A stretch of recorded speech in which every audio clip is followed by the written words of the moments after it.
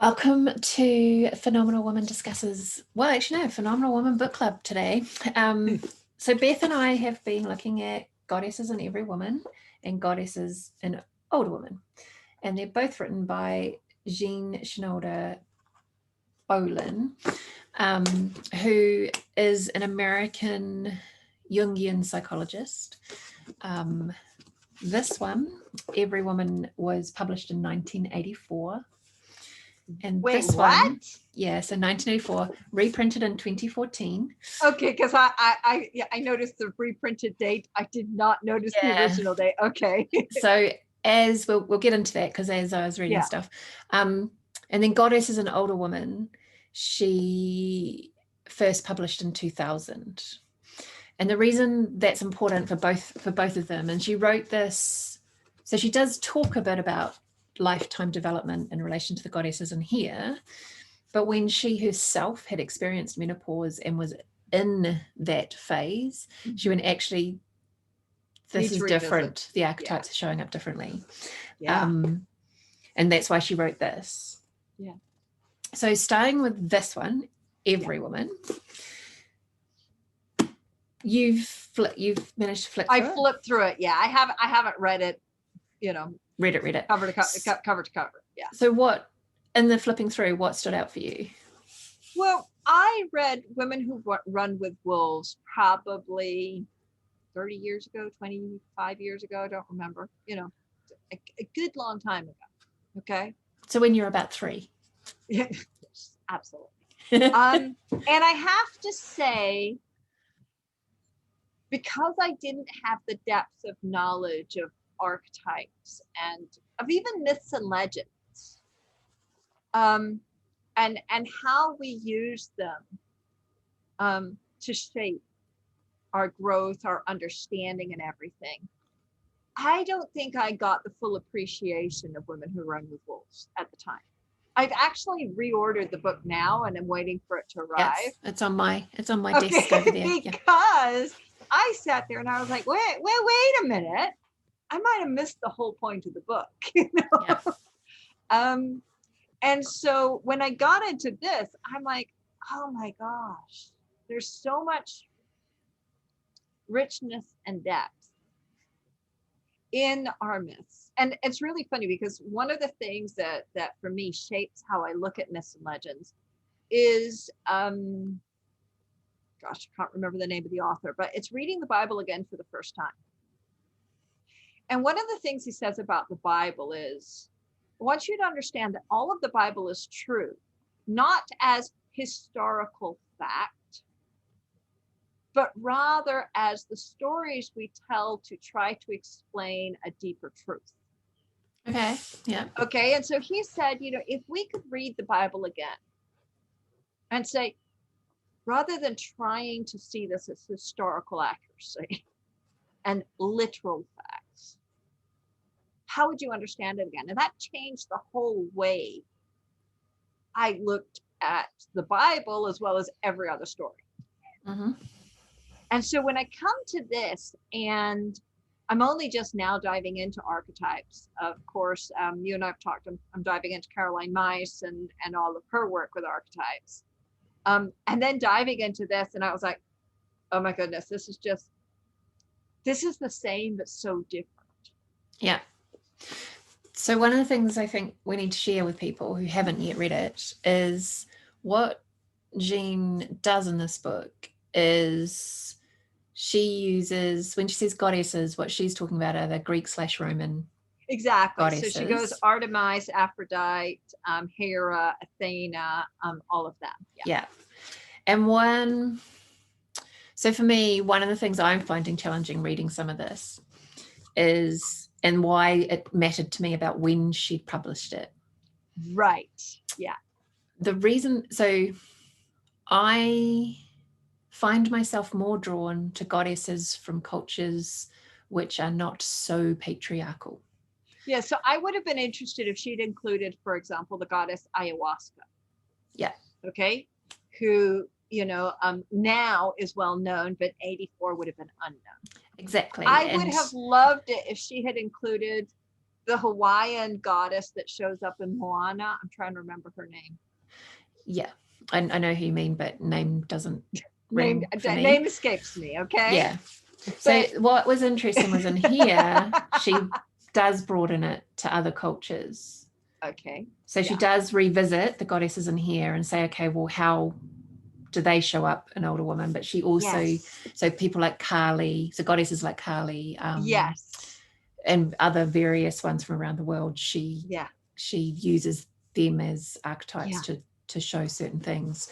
But it did mean I was struggling with some of the stuff in here because I was like, and I did have that because my world perspective, I mean, it's not that I don't know the Greek goddesses. I just, to me, you lose the richness. I mean, she didn't even go to the Nordic goddesses. She didn't go, I mean, so it's like there's you could have gone to the Celtic, you could have gone to the Hindu, you could have gone to the East Asian.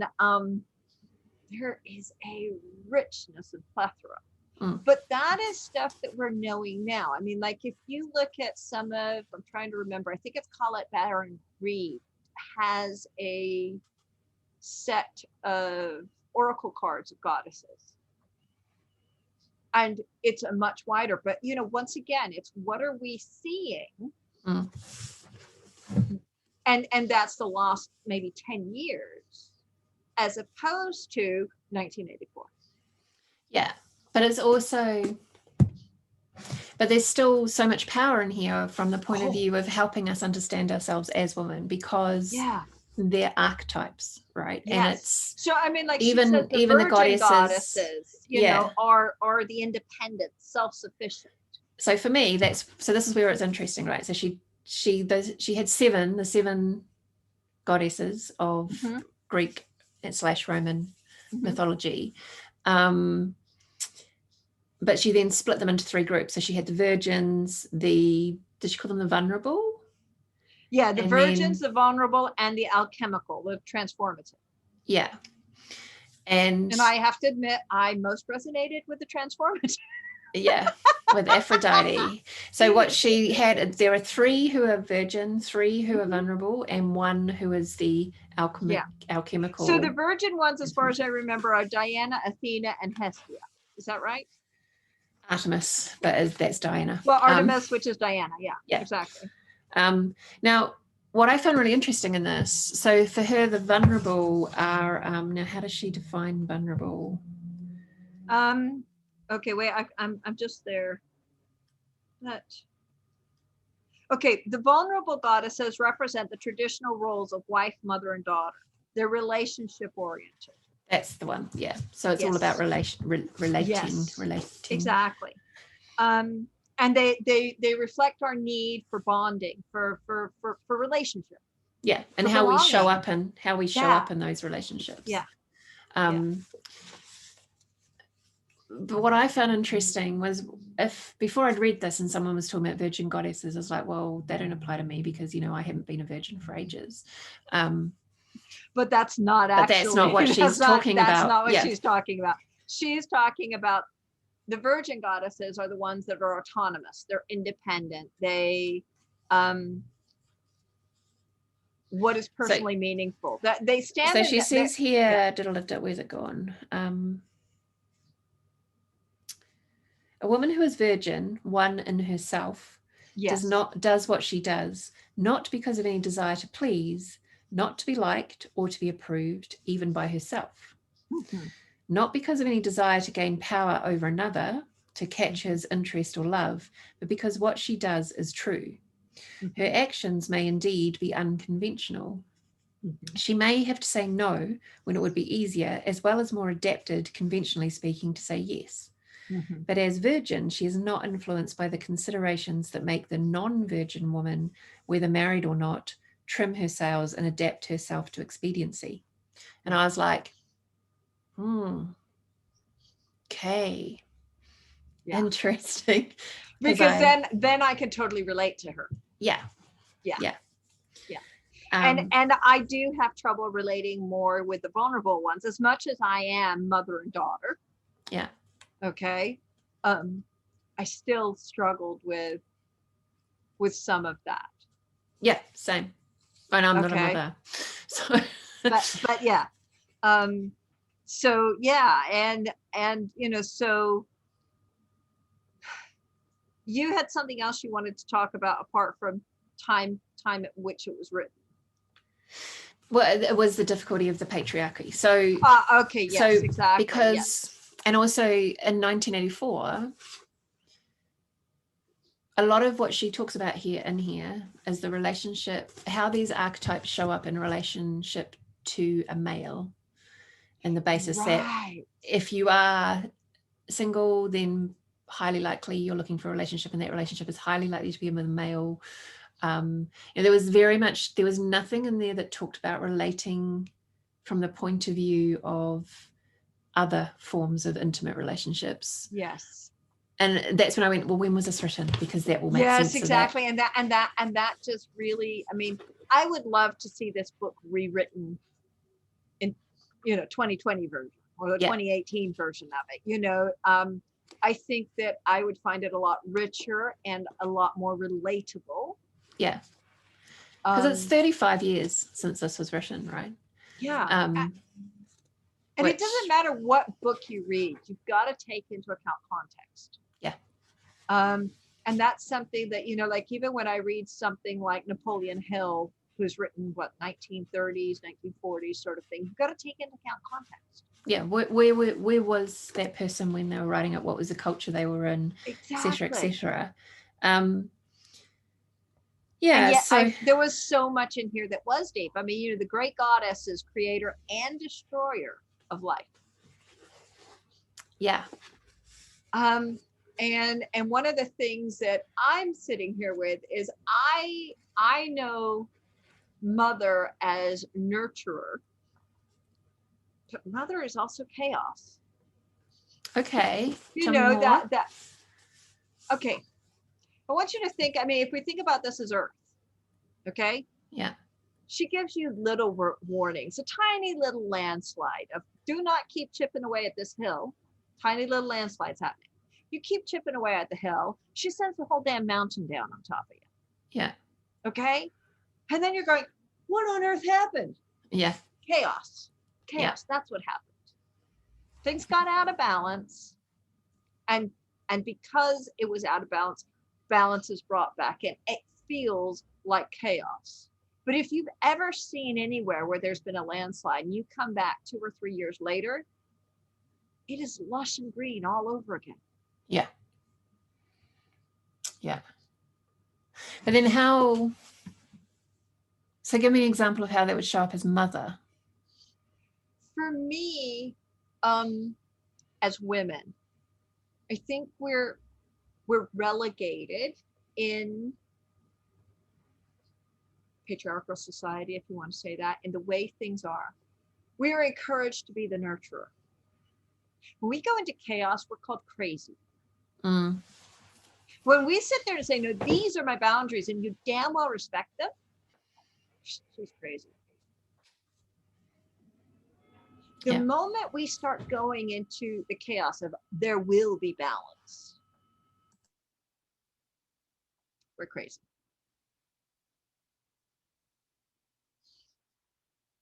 And that's my personal perspective of it. Yeah. I mean, because what she does do in the book, I'm looking at the wrong one. Okay. Yeah. What she does do, and I think she does it really beautifully, is she has that. So like we said, there's the 7. She then has these 3 groupings. And then within each 3 groupings, she talks about that context of what does she mean by virgin goddesses? Why has she brought these together? What are the kind of common archetypal behaviors, emotions, context, states of being that these 3 or this group of goddesses portrays. But then she goes into each of them. So she'll look at Artemis and she'll say, okay, if you as a woman are drawing upon or behaving in this way, this is the goddess that you're activating within. And she also does. I mean, she goes even with the creator and destroyer of life. She talks about one of her patients that was postpartum. Okay, who obviously during the pregnancy is creator of life, gives birth, and then spirals into psychotic, and was convinced she had consumed the world. I mean, literally convinced that she destroyed everything. I gobbled up and destroyed the world. And I think that as women, we're kind of stripped of that power. And I realize that this woman is postpartum and depression, psychosis, and that kind of thing. But there is also this whole thing of we slip into, like you said, creator, destroyer. And that's also what she does really well, is she then sits there and says, this is the kind of, so if you're Athena, for instance, these are the kind of behaviors, etc. Yeah. And these are some of the really useful, helpful behaviors, characteristics, energy that you're drawing on when you're, activating the Athena goddess within you. And if you're, like you're saying, if you swing to a different thing, if you go into an unhealthy place for you, these are really unhelpful characters and energies. And here's how you can grow beyond that. Here's how, so she talks about how you can use these archetypes to understand yourself, to grow, to evolve. And one of the other things that I loved about these books is she's really clear. Because I remember the first time anyone talked to me about this kind of stuff, and I was like, well, I've never been a mother. I've never done the mother. Right. Yeah. And no. And I learned rapidly that was not true. And this helped me, reading this stuff and having conversations about it helps me to explore that nurturing aspect of me, that creating aspect, that life-giving aspect, as well as, like you said, the destroying aspect of me. Exactly. Yeah. To understand that the mother archetype for women is not purely if you have actually birthed through your womb, right? So that was really interesting, and I really like the way she does that. I like the way her writing, you can tell she's a psychologist. You can tell she's and Jungian. I mean, like, she has this, it's like, read half a paragraph to you. Stereotypes of women are positive or negative images of goddess archetypes. In patriarchal societies, the only acceptable roles are often the maiden, Persephone, the wife, Hera, and the mother, Demeter. Aphrodite is condemned as the whore or the temptress, which is a distortion and devaluation of the sensuality and sexuality of the archetype. An assertive or angry Hera becomes the shrew. Yep. And so, she goes through, the moment you step out of the boundaries of what we expect of you, societal expectation, then you're suddenly into, oh no, that's bad, as opposed to maybe that's powerful. And actually, and a lot of it also helped, like, exactly that, help me understand and look at how have we as women, even like, one of my favorite little things that was happening a couple of years ago as a meme and discussion point was the whole thing around I want to raise my girls to see themselves as strong and assertive as opposed to bossy. Yes. And I was like, wow, because I grew up always being told how bossy I was, right? Right. And that was a bad thing. Yeah. And girls weren't supposed to be bossy. And yes, I was told I was stubborn. Stubborn. You are. Yes, stubborn. No, I'm focused on what I want, and you're not taking me off track. Yep. Yeah. So if a guy had been focused and oriented the way I was, they'd have said that was a good thing. Mm-hmm. Yeah. Yeah, and it's that whole thing of, I want girls, young women now who are transitioning in whatever phase of life they're in, who are leaders, to own that and own it with joy, right? Yeah. And not even to question whether or not they should be, but to be it. And so that's in there. Yeah. This one, Goddess is an older woman. Okay, yeah. Let's talk. I haven't ordered it or read it, so okay. Well, that's because you're not yet 50. So this is designed specifically for women over 50. Again, bearing in mind, so this came out in 2000. And as I was reading it, I was like, okay, I was looking at it because I'm going to be 50 this year. I'm perimenopausal at the moment, so menopause is hopefully arriving soon. And I was like, okay, how might I look at how the changes and transitions I'm going through are impacting my life? And what I then discovered, because I read this first and then got this, the Everywoman, was she talks about very much from a developmental perspective, maiden mother crone. And I was like, I feel there was stuff in here that I sat there going, I can see it on the horizon, like it's just there. I can see it's just there. Yeah. But there's also stuff that is so far away from me that it's not resonating at the moment.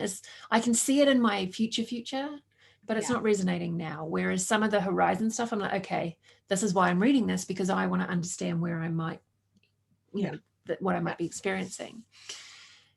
And then I sat there and went, what's missing here? And that's when I was like, when did this get published? Right. Yeah. So 2000, when she published this, is about the time that gap was recognized, and suddenly it went maiden, mother, queen, crone. And so she's totally missing that queen, like you were saying earlier about all the different goddesses we now draw upon when we're looking at archetypes. Again, from a developmental perspective, we now have 20 years of woman going, there's this period of life. After mother, but before crone. And a lot of that has to do with we live longer, we have much longer professional careers, all of that kind of stuff. And so what I was finding was some of it was absolutely amazing. So basically how this one is structured, and as I said earlier, she does draw upon goddesses outside of the the Roman and Greek. So that was really interesting. So she talks, for instance, about Sekhmet, the ancient Egyptian lion-headed goddess, and Kali, the Hindu destroyer goddess. But the way she talks about it, so she talks about the older woman archetypes, wisdom, and she breaks wisdom down into 3 different ways of looking at wisdom. And then, but also that within those 3 different ways of wisdom, it's like you're basically bringing together an inner council for consensus so wisdom plus outrage, mirth, and compassion. I was like, okay, well, right. So that's your inner consensus that needs to come to happen in order to be what she refers to as a juicy green crone. And I'm like, actually, I quite like that idea of being a juicy green crone. But outrage, it was very much good, women in this phase very much have that good, healthy anger directed at changing unacceptable situations. Yes. Enough is enough archetypes, right? They've got to that point in life where they've like you were saying, they've done all this stuff, right? And now it's enough is enough. This needs to change. Mirth, very much that laughter, dance, bawdiness, embodied humor, belly laughs, uproarious, authentic, bringing a very earthy perspective to, as a commentary on reality. So again, they're over all the bullshit. They don't need to put out this kind of thing, that they're very willing to laugh at themselves and at life and at reality. And it's also a humor that, and this is where I did resonate, it's a humor that avoids demeaning themselves or others. Yes. You often watch a younger woman, even at Queen at times,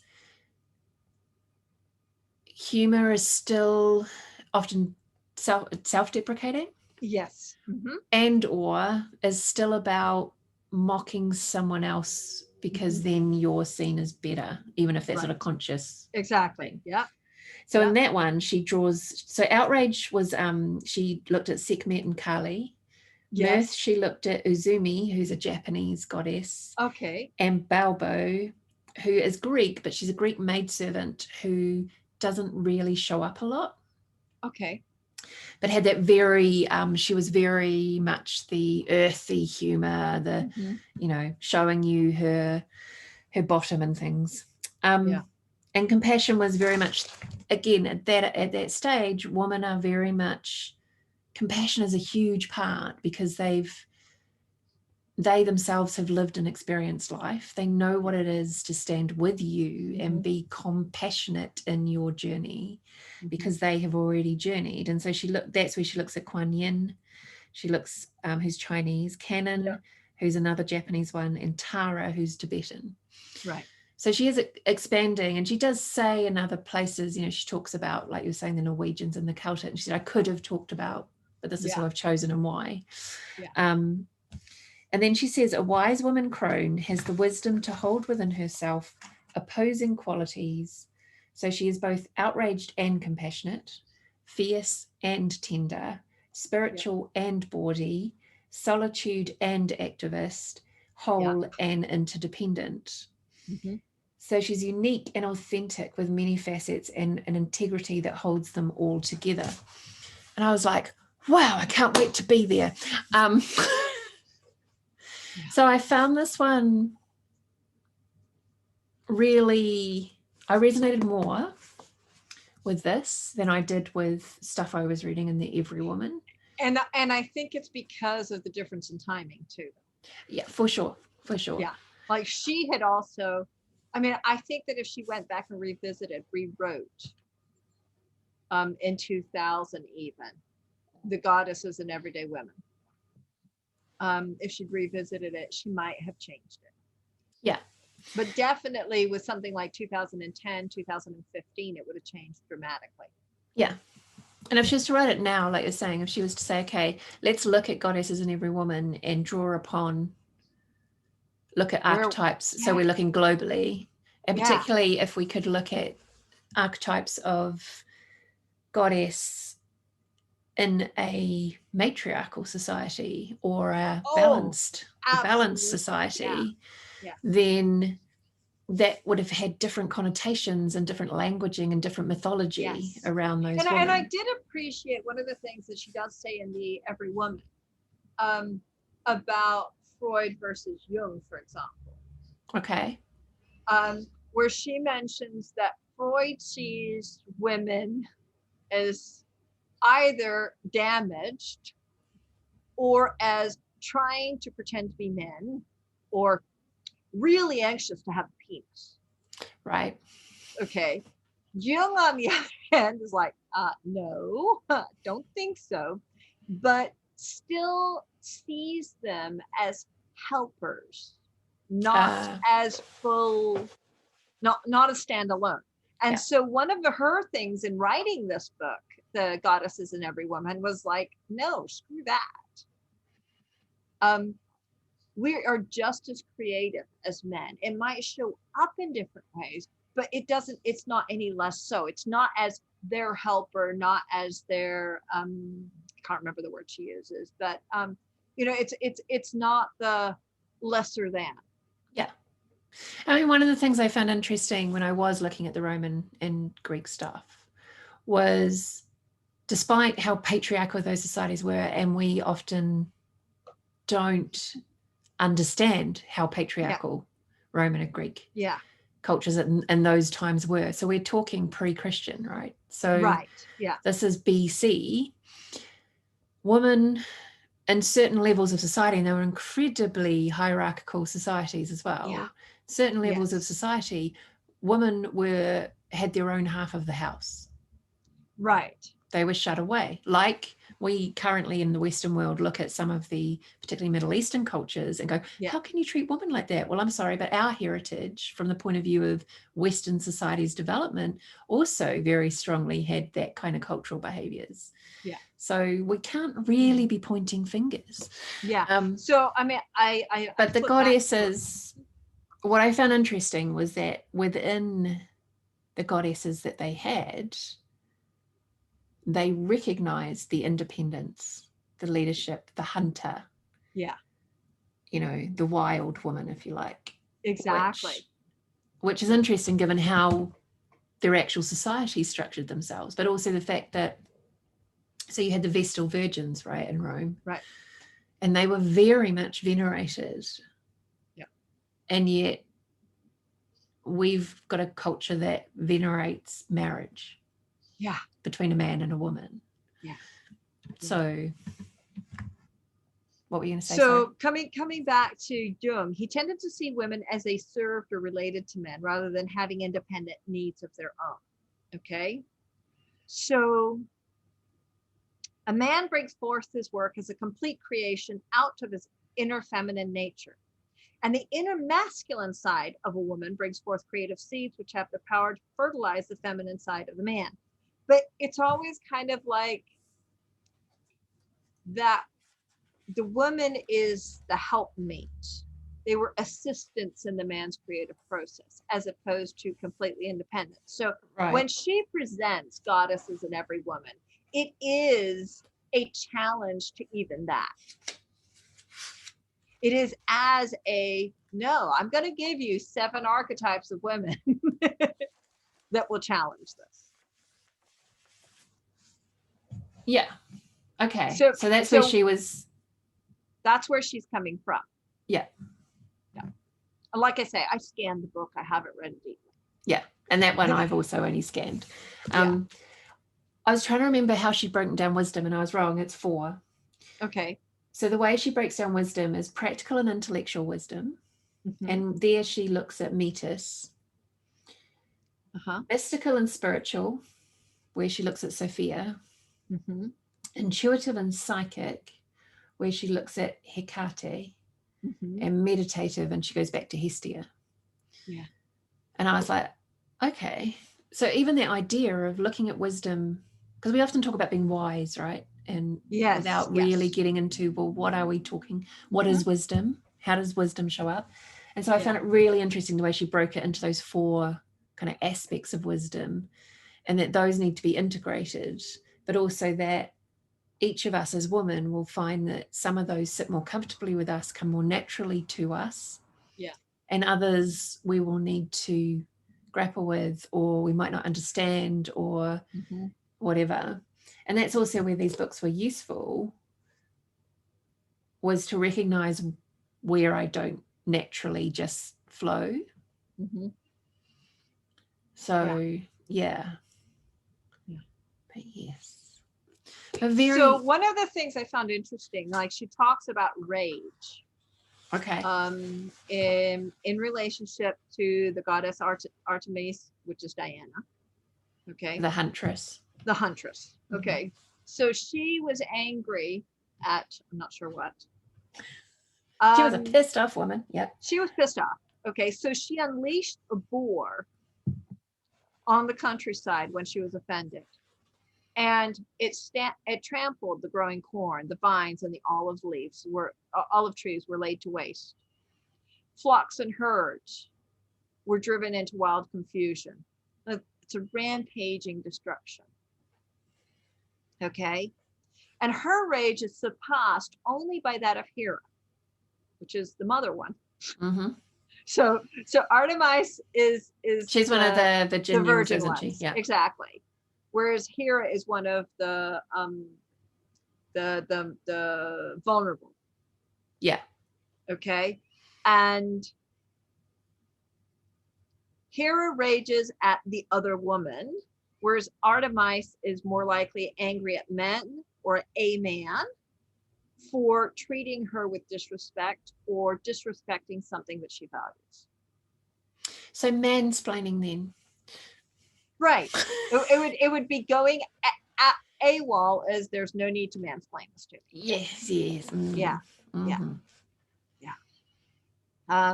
So the Artemis woman, when she's aware of unfair limitations and demeaning attitudes, there's an intense hostility, and I can recognize that, especially the younger me.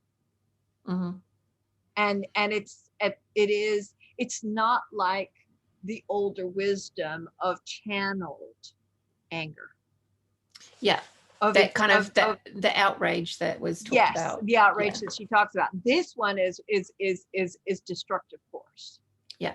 Whereas the way she talked about that outrage is you've moved, like you were just saying, you've matured beyond that. You've experienced those times. You've learned what was useful to you in those rages and what wasn't. And now you're in a place where you're outraged because enough is enough and you are going to make a difference, you know. And it's that whole thing she talks about, and I've just bloody typical. So I had a marker, then while you were talking, I took it out and had my fingers in the book. Then I started talking with my hands and completely lost what I say. Sorry. Yes, okay. Yes. So Artemis and that same anger leads her to be merciless. Okay. And you see, you can definitely see that in some women for sure. Yes, exactly. So, and it's not the outrage at wrongs done, the loyalty to others, that sort of thing is good, except that there's no cooling off of it. There's no going way, you know, there's no weighing the outcome. Yeah. And I think that's where these can also be helpful, in that you can look at these goddesses and go, okay, well, I recognize that I'm currently doing my Artemis all over everybody. Yeah. What behavior? Where do I find compassion? Exactly. Yeah. So where might I draw from? Yeah. So she's like, when you add compassion and empathy into this equation, you turn that anger and that destructive force into something creative. Yeah. It's not that you still destroy what's wrong. Yeah. But you become creative in that. Yeah. Yeah. So I'm aware of time. So, sorry. Yes. Yeah. I mean, I know that you and I could talk about this all day, but so this is towards the end. She's concluding some of her perspectives. She's like, every active woman of crone age is in a position to make a difference in her own life, and most have the potential to make a difference to others. This can be a give back time. Thanks to the efforts of others, we were given opportunities that women did not have until very recently. Now, and it's even more so now, right? Like I look at, she was writing 20 years ago, and we are the women that have those opportunities that she was talking about. Exactly. So she's a baby boomer, right? We're the kids of baby boomers. Exactly. I look at my nieces and go, the opportunities they have now, we wouldn't have even dreamed of when we were her age. Yeah. Your daughter, Isabella, is going to have even more so. Exactly. Yeah. So now can be. And I will just add this in. Yesterday, I'm talking to somebody. No, Monday night, I was talking to a friend, and he and I were talking about chakras. Isabella's like, yes, there's 7 chakras. And if you're not well grounded, and I'm like, oh my God, I've raised a beast. You know, there was that wonderful occasion when you had to go somewhere while we were talking. So she came in to make me take do a meditation with her. And I was like, I'll just go with the flow on this one. Okay. So now, bearing in mind this is croning, now can be a time to express gratitude by doing unto others through mentoring, offering support, or becoming an advocate or an activist. Taking stock is crucial if we are to be choice makers whose decisions will affect the quality and meaning of this stage of our lives. And I think, again, that's something that's different. Yeah.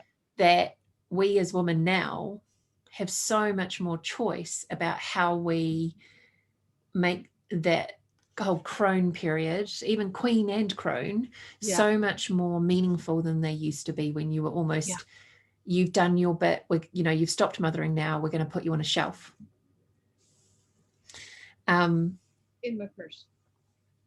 It may be the last time you have to face the truth about being in a state of denial about an addiction and its effects upon your health. It may be time to face the truth about a dysfunctional and damaging relationship. A crone-aged woman who still harbors fantasies instead of doing something for herself or with herself while she still can is in a state of denial that she can ill afford. Yeah. Because it's that whole thing, right? There's a luxury to being younger. Yes. Because you have that whole thing of, well, I've got all my life to sort this out. Yeah. And then it goes on to say there is also a time to enjoy the pleasures of being in this world and being yourself in it. So one of the things she's very clear about croning is that you you no longer give a shit about everybody else, what everyone else thinks. You are so much more fully yourself, because you aren't trying to live up to other people's expectations. Knowing that your body and mind will not last forever, because again, you're on that period, and this is where I'm going. So now, like I'm 50, I am not expecting to disappear in the next 10 years. I'm looking at another 30-ish, and then I'll be quite happy to Thelma and Louise it. So maybe time for creativity, for play, for work that is play, for travel, inner exploration, whatever it is that calls you. It is the time when appreciation can be an accompaniment to the large and small pleasures of life. It is gratitude that makes us connoisseurs of experience, people who realize the specialness or the value of being alive and having this particular moment. The same awareness is shared by people who have been through a life-threatening experience and save a life afterward. And I'm like, I see this in my mum. I see it in your mum, right? I see it in Kitty, who is one of my favorite people on the planet, who lives in Nova Scotia. It's that whole, they've gotten to that point in life where they're like, I'm grateful for where I'm at and the life that I have and the experiences I still have, the opportunity, the people I connect with, the, you know, making the difference. One of the things I loved in the archetype of the Everywoman, looking, for example, at Athena, she was really good at pointing out some of the challenges. You know, like Athena is quite distant. She doesn't have strong friendships. She's very independent. She's very rational. But then at the same time, the difficulty lies in how do you grow personally if it's purely one-sided development of you've only developed your strategy and your mental perception, your rational mind, and that without the emotional intelligence of relationships and networking and all that goes with it. So it becomes a very, I mean, it's not, she leads a happy, busy life, but she could have done more. Okay. And so to live as Athena means to live in one's head, to act purposefully in the world, but there's also almost a solitude to it. And the person that comes to mind for me when I said that was Mother Teresa. Or I've got a couple of girlfriends that I look at them and I'm like, this is you, you know, you very much move through the world like this. And so the other side of that woman is the Medusa. Okay. So if you're, you know, when she goes to the other extreme, she's intimidating, she's scary. All those snakes flying around her head. And so, you know, it's that the power to devitalize the experience of others, take the life out of a conversation, just, you know, drive a nail in it and we're done. So I did find this really helpful in looking at them and then looking at, okay, what is the strength in this? Because Athena, I did really resonate with. You shock me, Bethan. But then I look at the weaknesses. I'm like, oh yeah, tick one.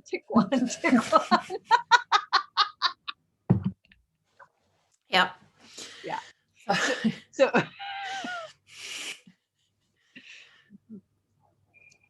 but it is looking at this and go, okay, how do you use this as strength to evolve?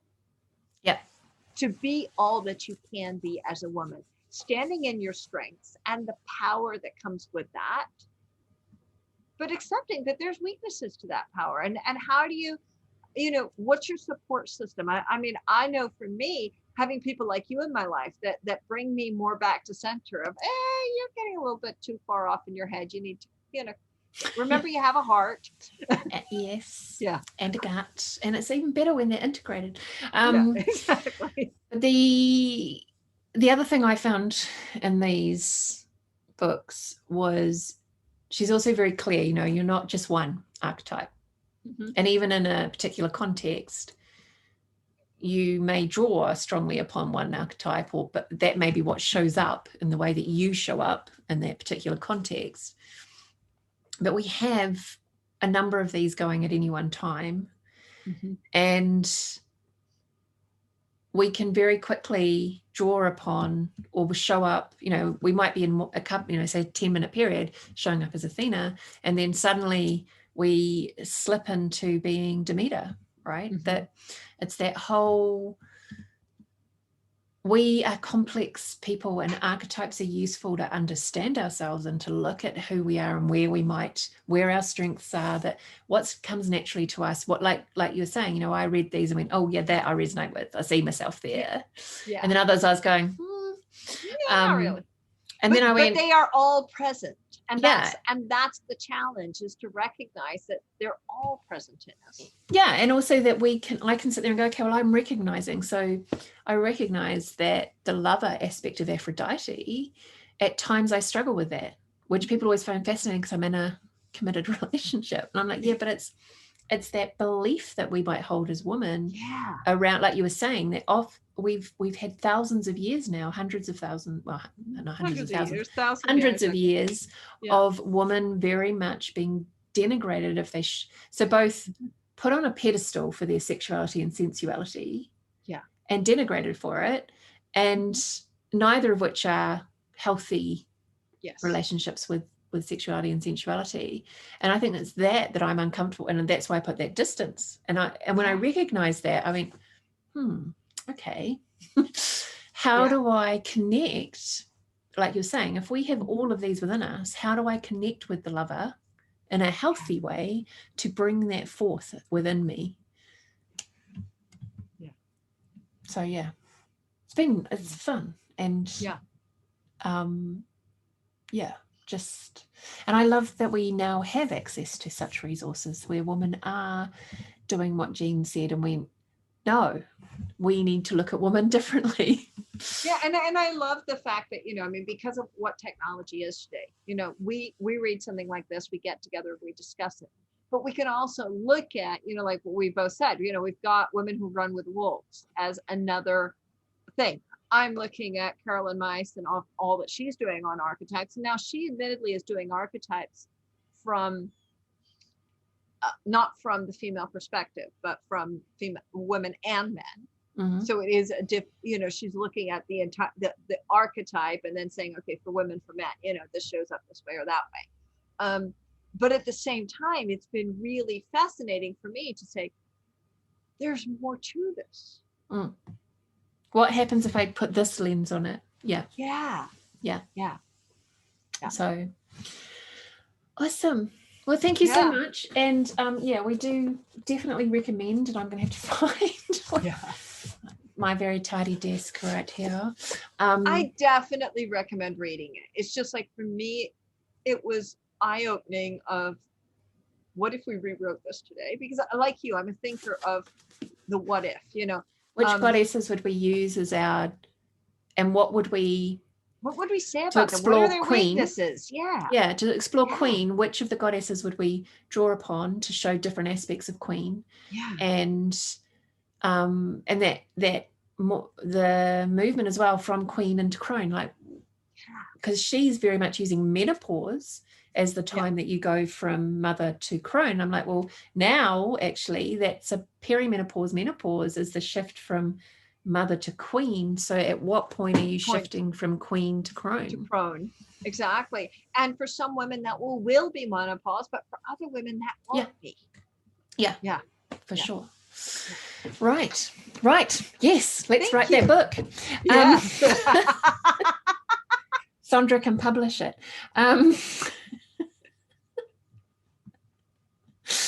So thanks, Beth. And next month we are looking at entering the castle. Carolyn Myss, Entering the Castle. Yes.